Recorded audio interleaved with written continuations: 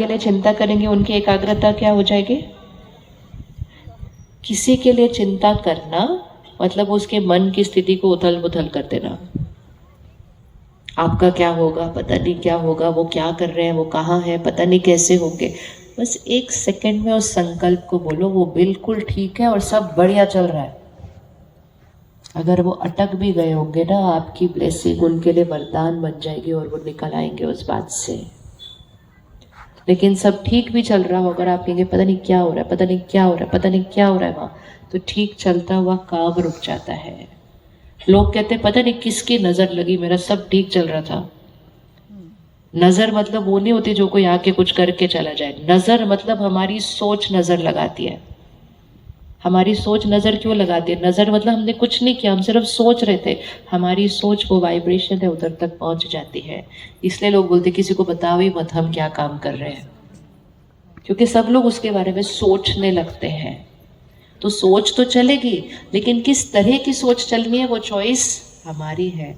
वो कुछ भी कर रहे हो, आपने उनको राय दे दी, उन्होंने आपकी राय नहीं भी मानी। कभी कभी अब बच्चों को बोलते हैं ना, ऐसे नहीं करो, ऐसे नहीं करो, ऐसे नहीं करो, नहीं करो। राय तो देते रहना है, लेकिन इतनी राय देने के बाद भी अगर उसने नहीं मानी और उसने कहा मुझे ऐसा करना ही है, अब आप क्या कर सकते हैं? अब आप क्या कर सकते हैं? सपोज आपका बच्चा यहाँ खड़ा है, आप उसको बोल रहे हो सीढ़ी से उतरो शांति से, वो कहता है नहीं मुझको यहीं से कूदना है। आप बोलते हो नहीं यहाँ से गिर जाएंगे, नहीं मुझको यहीं से कूदना है। आप बोलते हो वहाँ चलो, मैं हाथ पकड़ के नहीं चल, नहीं मुझको यहीं से कूदना है। हर बार वो हमारा कहना नहीं मानने वाले हैं। और वो पता है क्यों हर बार हमारा कहना नहीं मानते हैं? कभी कभी मानेंगे, कभी कभी कहना नहीं मानेंगे। क्यों नहीं मानते? वो हमारा कहना क्यों नहीं मानते? कभी कभी बताओ क्यों नहीं मानते? आप उनको बोलते हो ये करो, वो ये कुछ करते हैं। आप बोलते हो उनको ये वाला कोर्स करो, वो दूसरा करना चाहते हैं। आप कहते हो इससे शादी करो, वो उससे शादी करना चाहते हैं। ये हमारा कहना क्यों नहीं मानते? क्या कारण है? कारण? कोई कारण? इतनी अच्छी राय देख के भी वो नहीं मानते, क्या कारण होगा? क्या लगता है क्या कारण है? कोई कारण नहीं, ऐसे ही नहीं मानते। बुरे लोग हैं वो। क्यों नहीं कारण मानते? हाँ जी, उसका एक कारण है। यहाँ उंगली रखो, इस शरीर में यहाँ आत्मा बैठती है। वो जो आपका बच्चा है ना, वो भी आत्मा है। आपके गर्भ में उसका शरीर बनता है 9 महीने के अंदर।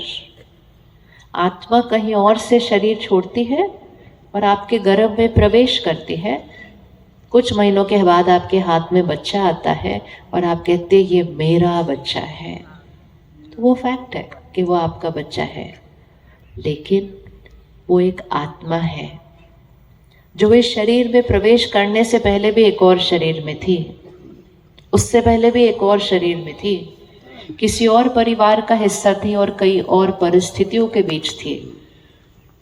और उस परिवार में, उस परिस्थितियों में उस आत्मा ने बहुत सारे कर्म किए और उन कर्मों के हिसाब किताब को लेकर वो आत्मा आपके गर्भ में प्रवेश करती है। आ रही है ये बात क्लियर? कौन है वो कौन है? वो आत्मा है जो बहुत लंबी यात्रा पर आ रहे हैं और उस लंबी यात्रा पर वो अपने साथ बहुत सारे कर्मों के हिसाब किताब अपने साथ लेकर आ रहे हैं। वो सिर्फ आपका बच्चा नहीं है जो इतने साल से पैदा हुआ है, सिर्फ उसकी यात्रा वो 20 साल की नहीं है, उसकी यात्रा 200-2000 साल की चल रही है।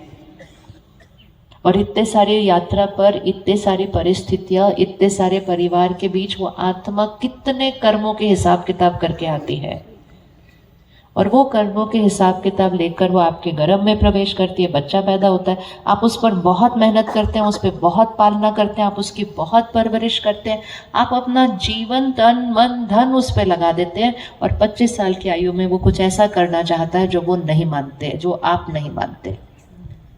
आप कहते इतना किया, आज ये मेरी बात नहीं मान रहा है। राय देना हमारा काम, शिक्षा देना हमारा काम, लेकिन याद रखना वो आत्मा के कर्मों के हिसाब किताब उसके साथ चल रहे हैं। अगर उसके हिसाब किताब में ये लिखा है कि उसने ये करना है, तो उसने करना ही है। आप नहीं, पूरी दुनिया मिलके। भगवान कहते हैं मैं भी तुमको शिक्षा देता हूँ तो भी तुम नहीं सुनते, क्योंकि तुम तुम्हारे कर्मों के हिसाब किताब से चल रहे हो। तो वो आत्मा अपने हिसाब किताब से चलेगी। हमारा रोल क्या है फिर? तो सपोज हम वो बच्चे को कह रहे हैं सीढ़ी से चलो, नीचे नहीं कूदो, सीढ़ी से चलो, नीचे नहीं कूदो, लेकिन उस आत्मा को कोई हिसाब किताब है। अब उसमें भी दो चीजें होती है। हमारे अनुसार जो यहाँ से कूदेगा उसको चोटी लगने वाली है, वो भी बात राइट है। लेकिन अगर उस आत्मा के हिसाब किताब में कोई बहुत बड़ा मैजिक लिखा हुआ है, तो वो इस स्टेज से कूदेगा और वो विश्व में ऐसा करने वाला पहला व्यक्ति बन जाएगा। हमें नहीं पता है उसके हिसाब किताब में क्या लिखा है, लेकिन आत्मा अपने हिसाब किताब के परवश होती है। पूरी दुनिया भी उसको समझाएगी ना, ये नहीं करो, ये नहीं करो, ये नहीं करो। वो कहेंगे आप ये राइट बोल रहे हो, लेकिन पता है क्या, मुझको यही करना है। तो लोग कहते हैं कितना जिद्दी है, कितना हट्टी है। जिद्दी नहीं है, वो अपने कर्म के हिसाब किताब के परवश है। वो अपने भाग्य में वो वाली बात लेकर लिख कर आए हैं।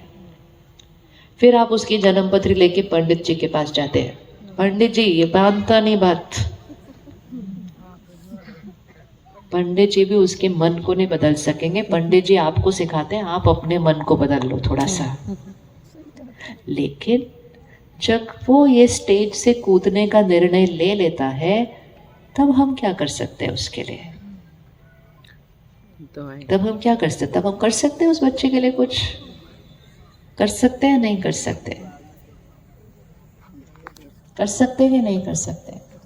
अगर आपको 100% पक्का हो कि वो यहाँ से कूदने से उसको चोट लगने वाली है, तो भी आपको अपने संकल्प को बदल कर उसको उस कूदने के लिए भी दुआ देनी पड़ेगी। और आपकी वो दुआएं उस आत्मा को शक्ति दे देंगी। और उसके हिसाब किताब में अगर थोड़ा सा कोई संकट होगा भी, तो भी आपकी शक्ति और दुआएं उसको वो शक्ति देंगे, जिससे उस संकट को वो सहज क्रॉस करके वो कूदेगा, लेकिन उसको चोट नहीं लगेगी। एक छोटी सी खरोच में वो ठीक हो जाएगा। और हो सकता है आपकी दुआओं में इतनी शक्ति होगी कि तो खरोच तो क्या, वो दुनिया में कुछ बहुत बड़ा मिरेकल करने वाला पहला बच्चा बन जाएगा। दुआएं, कर्मों के हिसाब किताब आने ही हैं, हम सबके आने वाले हैं, हम सबके आने वाले हैं। एक हाथ ऐसे रखें,